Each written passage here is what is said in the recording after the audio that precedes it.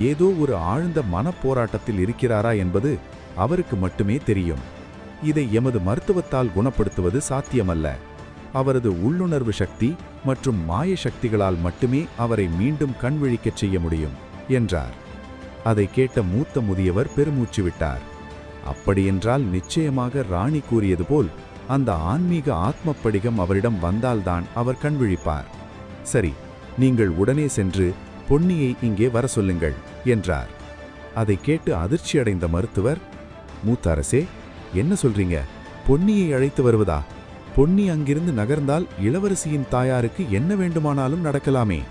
மூத்த அரசே, தயவு செய்து பொறுமையாக இருங்கள் என்றான் அந்த மருத்துவர்.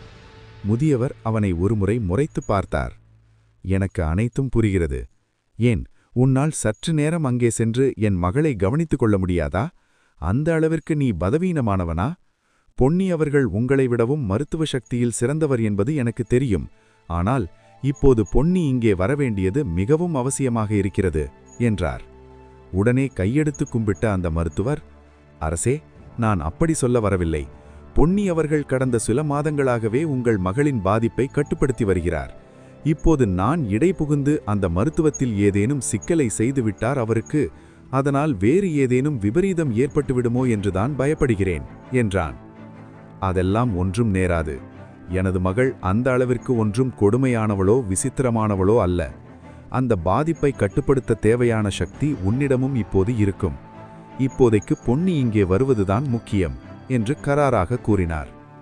இவருக்கு என்ன ஆச்சு? ஏன் திடீரென இவ்வாறு பொன்னியை இங்கு வரவழைக்கிறார்? 3